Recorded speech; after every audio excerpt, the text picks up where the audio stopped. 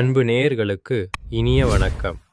துலாம் ராசிக்கார அன்பு நேயர்களுக்கு நம்ம இன்னைக்கு இந்த வீடியோ பதிவுக்கு முழுமையா போறதுக்கு முன்னாடி முருகரை மனதார புரிஞ்சுக்கிட்டு வணங்கிட்டு அந்த அருளாலயத்துல இருந்து வீடியோ பதிவுக்குள்ள போகலாமே.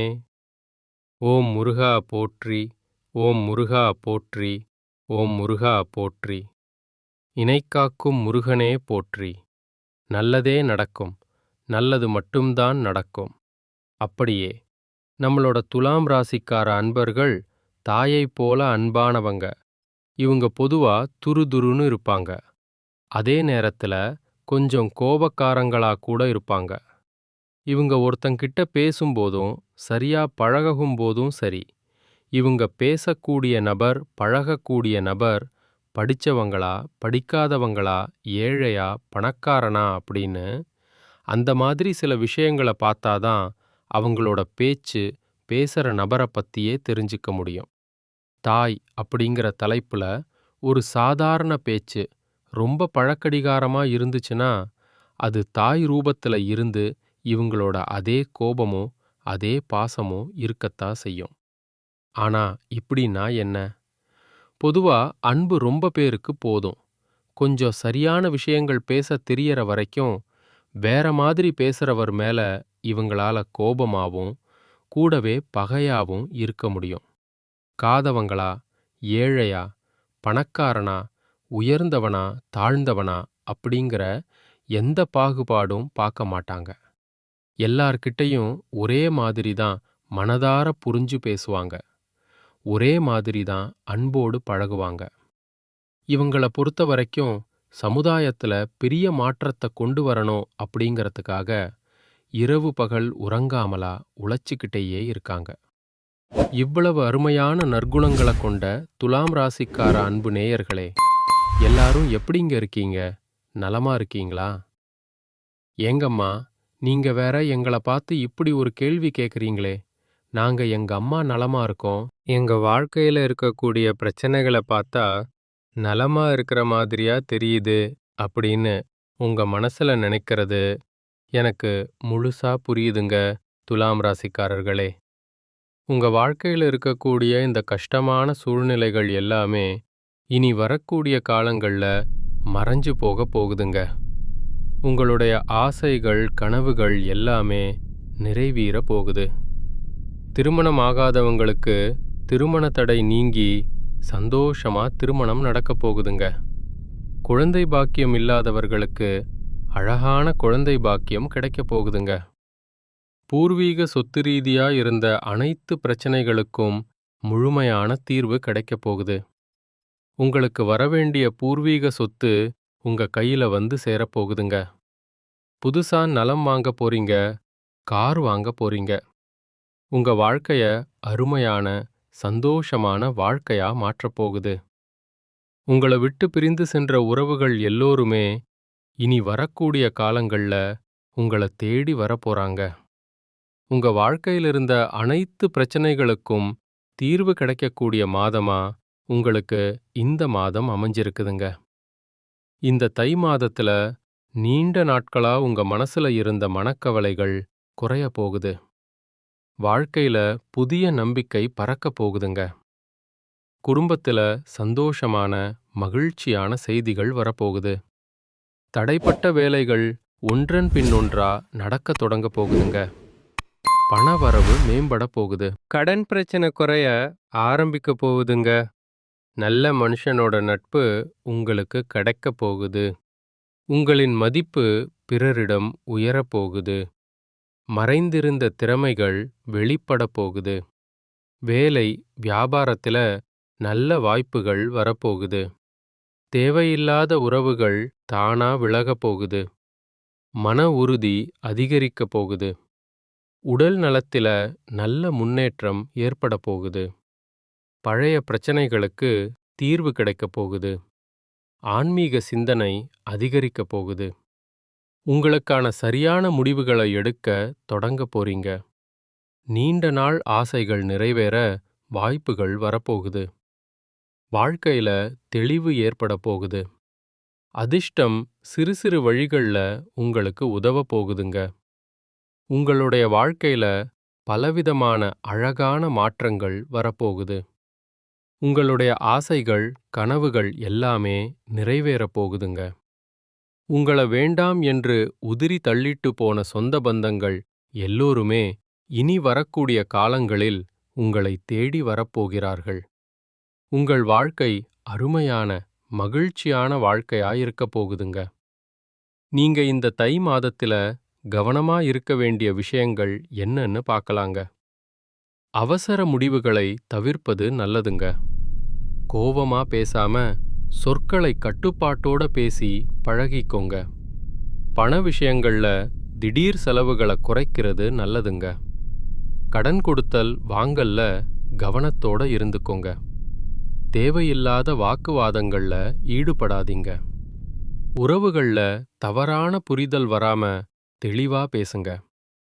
உடல் நலத்தை அலட்சியம் செய்ய வேண்டாங்க. தூக்கம் குறைவா விடாதீங்க. பழைய பிரச்சனைகளை மீண்டும் கலர வேண்டாம். ரகசிய விஷயங்களை யார்கிட்டையும் பகிர வேண்டாம். சமூக ஊடகங்கள்ல தேவையில்லாத பதிவுகளை தவிர்ப்பது நல்லது. உணவு பழக்கத்தில கட்டுப்பாடு அவசியம். நம்பிக்கை இல்லாதவரிடம் அதிகம் பழக வேண்டாம். கையெழுத்து ஒப்பந்தங்கள்ல கவனமா இருந்துக்கோங்க. வாக்குறுதிகளை எளிதா கொடுக்காதீங்க. மனதை காயப்படுத்தும் நினைவுகள்ல சிக்கிக் கொள்ளாதீங்க. பொறாமை, ஒப்பீடுகளை தவிர்த்திருங்க. பயணம் செய்யும்போது கூடுதல் கவனமா இருந்துக்கோங்க. பெற்றோர் மூத்தவர்களின் அறிவுரைய மதிச்சுக்கோங்க. தேவையான இடங்கள்ல இல்லை என்று சொல்லி கற்றுக்கொள்ளுங்க. அப்பத்தாங்க நீங்க வாழ்க்கையில எந்த ஒரு பிரச்சனையிலையும் சிக்கிக் கொள்ளாம இருக்க முடியும். சிம்மம் ராசிக்காரர்களே, உங்களுக்கு இந்த தை மாதம் அதிர்ஷ்டம் நிறைந்த மாதமா இருக்கப் போகுது. உங்களுடைய ஆசைகள், கனவுகள் எல்லாமே நிறைவேறப் போகுதுங்க. இந்த தை மாதத்தில மகரத்தில 4 கிரகங்கள் சேரப் போறாங்க. செவ்வாய் உச்சம் பெறப் போறாங்க. செவ்வாய் உச்சம் பெறறதுனால சொத்து, பூமி, வீடு, அரசு பதவிகள் போன்ற அருமையான யோகங்கள் உங்களுக்கு கிடைக்கும். புதன் சூரியன் சேர்ந்து பூதாத்திய யோகத்தையும் சுக்கிரன் வர்த்தையும் உங்க வாழ்க்கையில பலவிதமான நன்மைகளை ஏற்படுத்தத் போகுது. சிம்மம் ராசிக்காரங்க, அஷ்டம சனி மற்றும் 7இல் ராகுவால பல கஷ்டங்களை அனுபவிச்சிருக்காங்க. அஷ்டம சனி எதை எடுத்தாலும் தடை செய்வதா, ராகு எல்லாவற்றின் மீதும் வெறுப்பை ஏற்படுத்துவதா நீங்க கஷ்டப்பட்டுட்டு இருந்திருப்பீங்க. அந்த கடின சூழ்நிலைகள் இனி வரக்கூடிய காலங்கள்ல மாறப்போகுது. உங்களுடைய வாழ்க்கை அருமையா, சந்தோஷமா மாறப்போகுது. 4 மற்றும் 9ஆம் இடங்களுக்குடைய செவ்வாய் பகவான் உற்றம் பெற்று 6ஆம் இடத்துல இருக்கிறதுனால எதிரிகள் உங்களை விட்டு விலகி போவாங்க. அலுவலகத்துல உங்களை டார்ச்சர் செஞ்சவங்க இனி உங்களை கண்டு பயந்தோடிருவாங்க. உங்கள் வாழ்க்கையே நல்லதுதாங்க. நல்லது மட்டும்தான் நடக்கும். இதனால நீங்க வாழ்க்கையில அடுத்த கட்டத்துக்கு முன்னேறலாம். விமர்சனங்களை எதிர்கொள்ளும் மனநிலை உங்களுக்குள்ள ஏற்படப் போகுது. சுக்கிர பகவான் மறைவதால தொழில்ல பிரச்சனைகள் வரலாம். கொஞ்சம் ஜாக்கிரதையா இருந்துக்கோங்க. கார், மீடியா, ஆடம்பர பொருட்கள் சம்பந்தப்பட்ட தொழில்கள்ல மனம் ஒருநிலைப்படாம போகலாம். வேலை செய்யாம லீவு போடலாமான எண்ணம் அடிக்கடி வரலாம். அதனால வேலை செய்ய வேண்டும் அப்படியே மனசுல வச்சுக்கோங்க. 11க்குரிய புதனும் 3 மற்றும் 10க்குரிய சுக்கிரனும் 6ஆம் இடத்துல மறையறதுனால கம்பெனியை தாண்டி வேற சிந்தனை இருக்கக்கூடாதுங்க. எதற்கெடுத்தாலும் கம்பெனியின் அனுமதிய பெறணும். ரகசியங்களை வெளியில சொல்லக்கூடாது. உங்களுக்கும் உங்க வீட்ல இருக்கக்கூடிய பர்சனல் லைஃபையும் வெளி உலகத்துல பகிரக்கூடாது. 7ஆம் இடத்து ராகுவால பழைய உறவுகள் திரும்ப வர வாய்ப்பு இருக்கு. அதனால சிம்மம் ராசிக்காரங்க கவனமா இருந்துக்கணும். வேலையை விட்டு ரெஸ்ட் எடுக்கலாமான எண்ணத்தை மட்டும் உங்க மனசுல கொண்டு வராதீங்க. கம்பெனியில லீவு கொடுத்தா சந்தோஷம். லீவு இல்லைன்னா வேலையில கவனத்தை செலுத்துங்க. வேலையை காப்பாத்திக் கொள்ளறது தாங்க ரொம்பவும் முக்கியம். செவ்வாய் உச்சம் பெறறதுனால இந்த தை மாதம் மட்டுமல்ல, இந்த வருடம் முழுவதும் உங்களுக்கு பலவிதமான நன்மைகளும் மகிழ்ச்சியும் சந்தோஷமும் கிடைக்கப் போகுது. போட்டித் தேர்வுகள்ல வெற்றி பெற வாய்ப்பிருக்கு. உங்களுடைய ஆசைகள், கனவுகள் எல்லாமே நிச்சயமா வெற்றியில போய் தாங்க முடியும். உங்கள் வாழ்க்கையில இனி வரக்கூடிய காலங்கள்ல தோல்வி, கண்ணீர் அப்படிங்கிற பேச்சுக்கெல்லாம் துளி கூட இடம் கிடையாது. உங்களுடைய எண்ணம் போல உங்க வாழ்க்கையில நல்லதெல்லாம் அடுக்கடுக்கா நடக்கப் போகுது. உங்கள வேண்டாம் என்று உதிரி தள்ளிட்டு போன சொந்த பந்தங்கள் எல்லோருமே உங்கள தேடி வரப்போறாங்க. குலதெய்வம் எங்கேயோ இருக்குது, என்னமோ இருக்குது, அப்படின்னெல்லாம் நீங்க நினைக்க வேண்டாங்க. நீங்க எங்க இருந்தாலும் ஒரு தீபம் ஏத்தி வச்சு, அந்த தீப ஒளியில தெய்வங்கள் இருக்கிறாங்க அப்படின்னு மனதார நினைச்சு வழிபாடு செய்யுங்க. குலதெய்வமே தெரியாவிட்டாலும் வீட்டில தீபம் ஏற்றி வச்சு, ஏதாவது ஒரு நல்ல நாள்ல குலதெய்வத்தை நினைச்சு வழிபாடு செய்யுங்க. குலதெய்வ வழிபாடு குலம் காக்குங்க. குலம் தலைக்கும் முதல்ல குலதெய்வம், அப்புறம் இஷ்டப்பட்ட தெய்வம், அப்புறம் உங்களுக்கு விருப்பப்பட்ட தெய்வங்கள். எந்த கோயிலுக்கு போனாலும் என்ன பண்ணாலும் ஏற்றம் இல்ல அப்படின்னு நீங்க சொல்லுவீங்க. தினமும் எந்திரிச்ச உடனே சூரிய பகவான நமஸ்காரம் பண்ணுங்க. அவங்களுடைய அனுக்கிரகம் இருந்தா போதும். மற்ற கிரகங்கள் எல்லாம் சாதகமா இல்லைனா கூட பரவாயில்ல. அந்த சூரியனுடைய பிரகாசம் உங்க வாழ்க்கையையே பிரகாசமா மாத்திருங்க. அந்த வெளிச்சம் உங்கள வந்து சேருங்க. உங்க வாழ்க்கையில் இருக்கக்கூடிய கண்ணீரெல்லாம் கரைஞ்சு போயிருங்க. அடுத்ததா நம்முடைய துலாம் ராசியில இருக்கக்கூடிய ஒவ்வொரு நட்சத்திரக்காரர்களுக்கும் இந்த மாதம் எப்படி இருக்குன்னு பார்க்கலாங்க. நம்முடைய துலாம் ராசியில் இருக்கக்கூடிய முதல் நட்சத்திரம் சித்திரை 3-4 பாதம். உங்களுக்கு இந்த மாதம் எப்படி இருக்குன்னு பார்க்கலாங்க. மனசுல இருந்த வருத்தங்கள் மறைய போகுதுங்க.